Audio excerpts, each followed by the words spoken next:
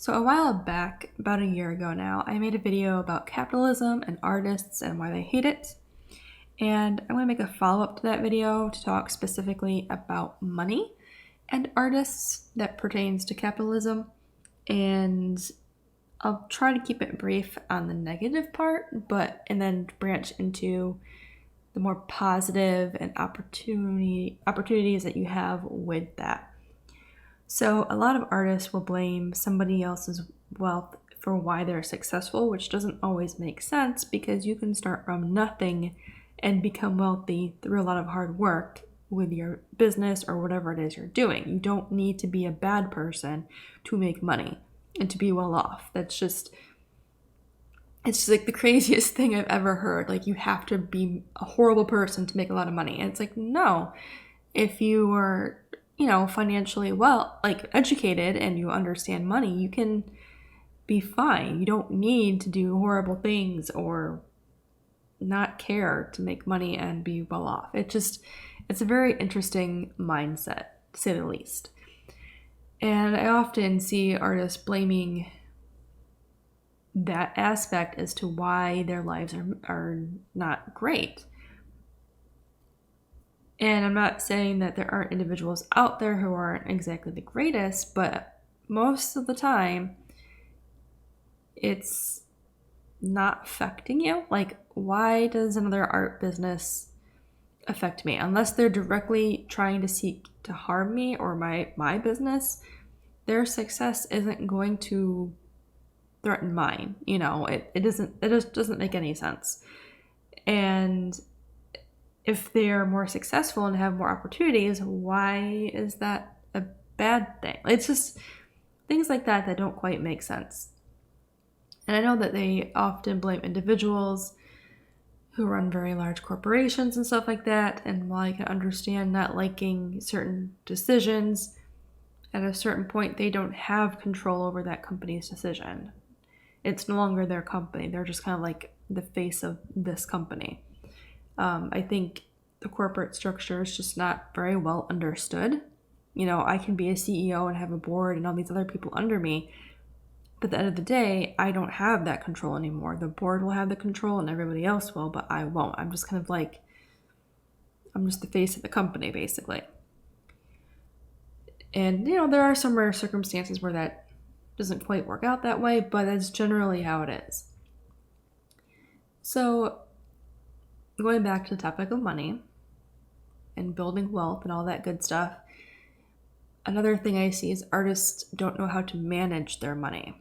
And that's what I really want to see changed, because I think it's absolutely ridiculous to see artists all the time on social media begging for money. There should be very rare circumstances where you have to be like, hey, something happened, I need some extra dough. Can you send this to me? That should be an extremely rare circumstance. It shouldn't be something that's normal that I see on a weekly basis ever. But again, circumstantial stuff happens, like house burns down, which I have seen, which is awful. Car troubles, things that do happen unexpectedly. That would I understand, but most of it, it's like, hold on a second. You are clearly earning money. Why can't you afford basic necessities anymore? And when you start looking at this, a lot of artists put so much out there for free, and then they think that doing this for free, it's going to somehow bring them in money. And it just blows my mind. I'm not saying you have to monetize every single thing you do, but a lot of this content that artists put out for free, and then they think people will be kind and love their work enough to pay them a lot in tips, and that's just, tip money is like an extra bonus. It's not a livable, you shouldn't rely on that to live. And I think artists feel guilty about making money because of that stigma that the more you earn, the more of a bad person you are. And the more you earn, like I said in the last video, the more people start to kind of look at you differently. And I think a lot of artists are afraid to be different in that aspect and be financially sound. And so they kind of just copy everybody else and stay with the crowd and make poor financial decisions and when it comes to their art business, and then that bleeds into their personal financials as well. And that's just not okay in my book. It's just not. I don't think anybody should be living like that. That's ridiculous. I'm not saying I knew off the bat how, that I didn't do that to begin with either. But once I was like, okay, this obviously isn't normal, I made the effort to change that, to improve it. And a lot of artists don't. Like, it just blows my mind how many will put content out there for free and then think that somehow it's going to pay off later. And it's one thing to, advertise and post your work on social media. It's another to make your books free, your comics free. Things that have a lot of time put into them shouldn't be free.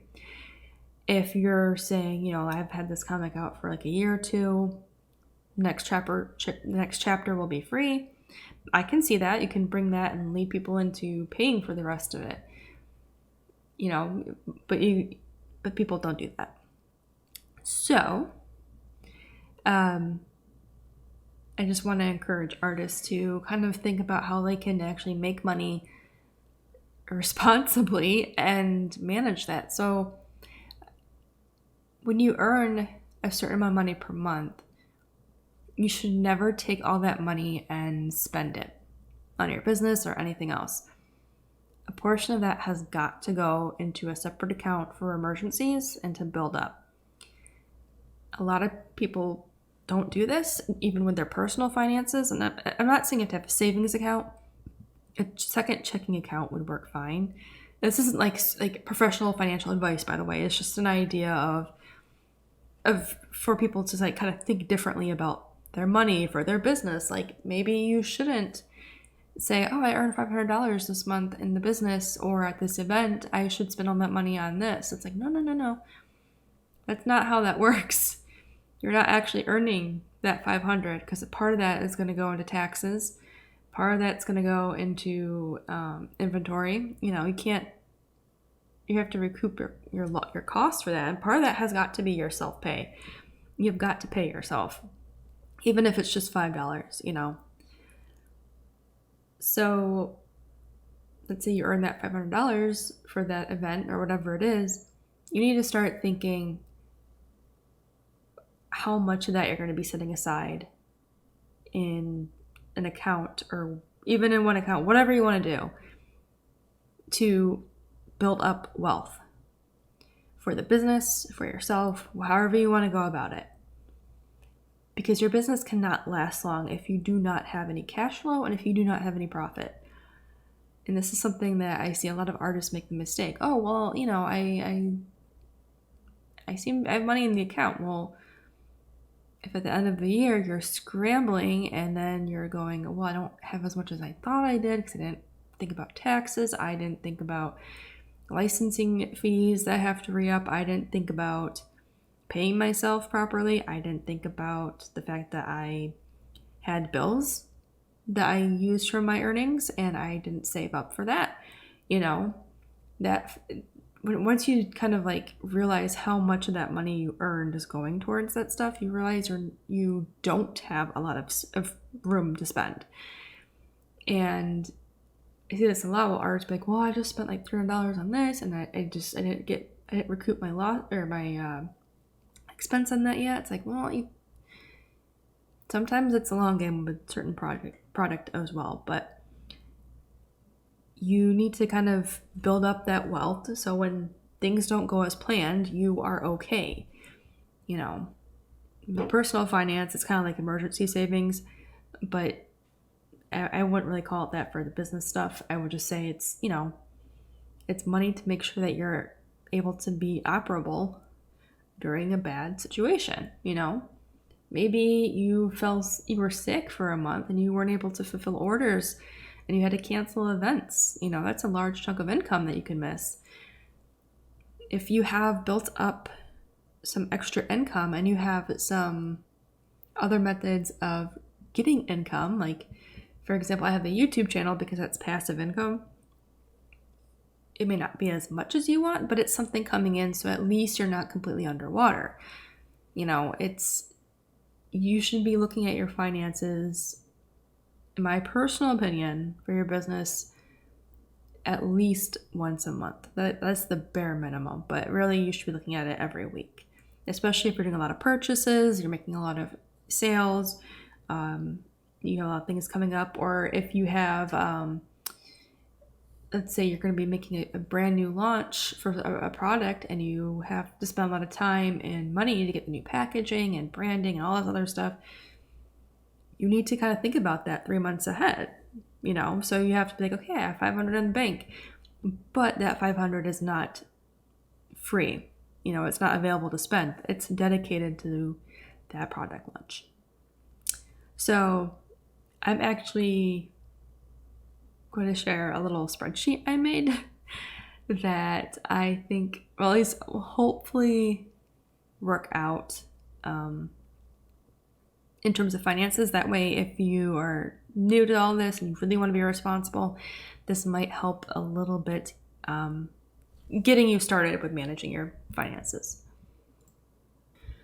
Okay, so I made this very quick spreadsheet. This is not anything really fancy, but hopefully it kind of makes sense and gives you an idea. And this will be for free on my Ko-fi, which is, if you want to tip me or you want to pay something for it, cool. But this is mainly free because I want to make sure that artists are getting the concept of budgeting and managing their finances a little easier than what they were doing before. Because I see so many people like, oh, well, I normally spend this. Okay, well, are you actually putting that money aside though? So let's just kind of look at this. This is really basic. So up at the top here, I have total income. Okay. So let's say 1 month I make $100, another month I make 60. These are low numbers because I'm looking at this from someone who's starting off, right? Now, if you're just starting off, a lot of these numbers are going to be in the negative, and that's okay. You're going to be in the negative your first year of business. It's very rare not to be. I was for sure. I was close to breaking even, but I was not. I did not. But you want these numbers so you have an idea and you build up good habits. All right, we're going to put 50 here. All right, let's just say this is a slow period. Normally it is for most people anyway. So you have your expenses here, right? So it's office supplies. Each month you say, you know what, I know I need to save up for office supplies because I'm always going to be buying Sharpies or tape or paper, something like that. So here I would say I'm going to put $10 aside each month. We're just going to copy that over to save for office supplies. And over here in total saved, you can see in 3 months you have $3 dedicated for office supplies, which is pretty good. So you know how much you have out of this total income for the 3 months. $30 is dedicated to office supplies. Now, if you do spend something for those office supplies and you are over budget, that's okay. It's just good to know because that means you need to adjust how much you're putting aside. And sometimes, life happens. Things get a little bit more expensive. You have a cost you didn't expect. A label, printer breaks, stuff happens. For fees, Etsy, Spotify, Shopify, they all have fees, right? PayPal. So let's say, I don't know, usually fees aren't that much. Let's put that much, we'll put $2 here because they're lower months. So you have $9 put aside for fees, right? And then miscellaneous, you want to put something else here, taxes, which you should always put money aside. I would personally put aside at least $200 for taxes for your state. And then federal, if you have a main job that might contribute, I don't know. I would reach out to a tax professional about that. They might give you an estimate that makes more sense. And then after you put these numbers in here, you have a goal. So let's say for the year, I want to make a goal of 400, right? And when you know how much you need for the year for office supplies, you might want to bump this up a little bit. Down here you have your inventory. So print on demand items. I'm not talking about like Redbubble or anything. More like if I order prints from some provider, that's kind of what I'm thinking. So if I know I need prints, let's say for a show in August, and those prints are going to cost like $80, I need to figure out how much money I need to put aside each month to prepare for that cost in August. And I'll show you how we can figure that out in a little bit. So here at the bottom, we have total monthly budgeted and total monthly spent. So if I don't put anything here in the spent row, then it's going to be 0. Total monthly budgeted shows me how much money I have put aside out of this total. So I have $100. I only budgeted $15, meaning those $15 have a specific purpose, and I have $85 that I have not assigned to anything. Now, it doesn't mean you can go spend that money whatever you want, but you can say, all right, I may want that $85 to be like a cash flow while I'm getting things situated with the business. Maybe you have a lot of expenses or a lot of things going on this year and you don't know what's going on. So maybe you just want to leave it unassigned for, a rainy day. Or maybe you want to go back and adjust your budget and start putting that money for something specific. And you can see as we go on, the leftover unassigned. And here you can put your bank account actuals. You can put how much you budgeted and how much you've purchased and how much you have in the bank. It's whatever you would like to do to make it flexible.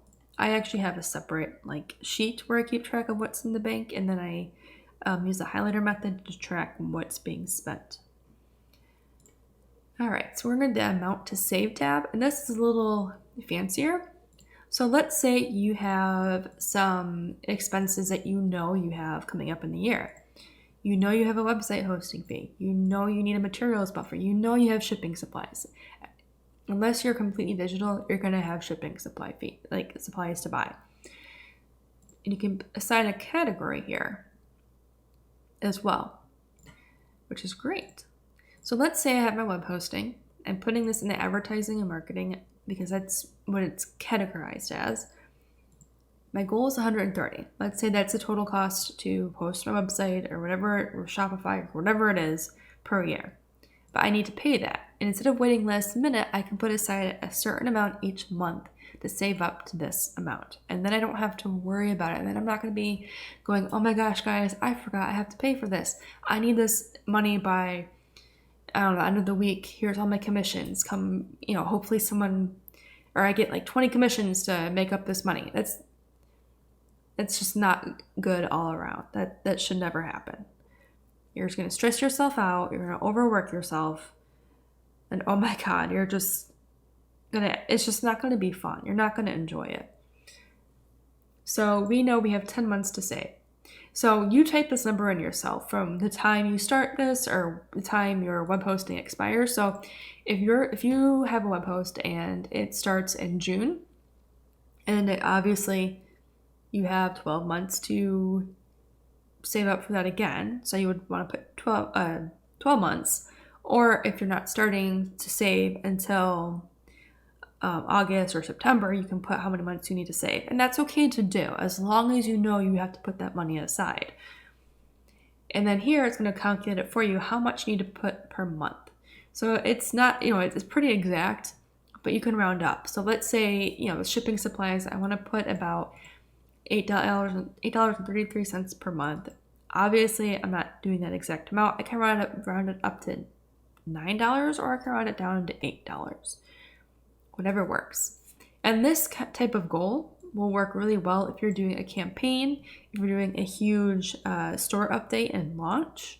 You want to make sure that you're saving up to prepare for those large events.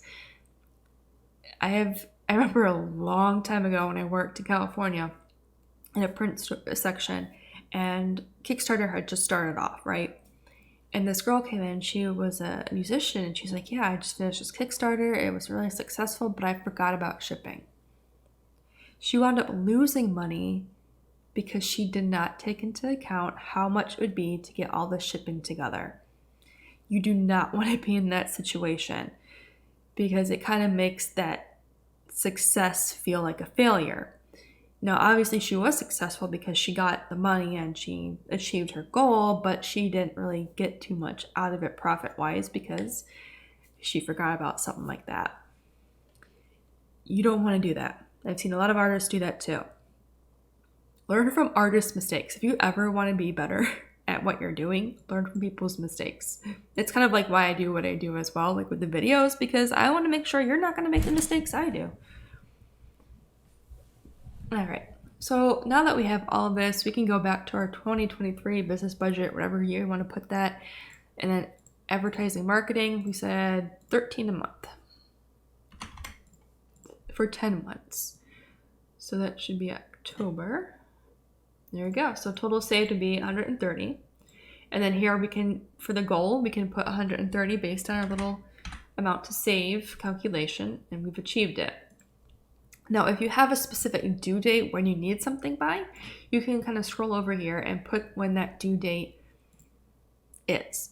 So like I said, if a lot of these marketing fees, or you can go ahead and rename this to just website fee, you can put that date there so you know when it's due, and which is also a good reminder because you do not want to forget when your website costs are due, or your Shopify, or your Etsy fees, or whatever it is, your Photoshop or your Adobe subscriptions.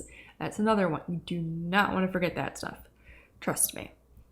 And if your card has changed, make sure you go update that information as well. Because the last thing you want to do is get an email saying your payment failed. So hopefully this is like helpful and kind of makes you think about how your money is actually working for you when you're an artist and you're doing this business thing, because I don't want anyone to come into this thinking they can just make money. Yes, you can make money. You can totally make a lot of money. But you're not going to be able to keep that money if you don't know how to manage it. So if you want to use this to kind of give yourself like an idea of how to deal with your finances and budget and make sure your business is actually set up to succeed long term, I'll put a link to this down below. If you would like to tip for this, you're more than welcome to, because it'll be through coffee. But like I said, this is free because I don't know how to get it through people's heads that this needs to happen. I don't want to see artists struggle anymore. You know, I don't want to hear artists saying that the reason they're struggling is because of somebody else's wealth anymore. There's really no reason why you can't build wealth yourself. You may not be a trillionaire, but you can live very comfortably if you just stop and breathe and really analyze the boring stuff. Because this will last you long term. It will, trust me. All right, so hopefully this video wasn't like super ranty like the last one. I did want to kind of help more than talk about artists' complaints, which I think are kind of goofy most of the time.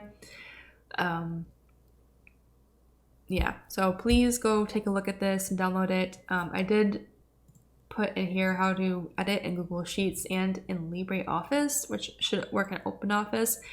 With Excel, they do drop downs a little differently. So if you have Excel, you may have to go in and edit this yourself.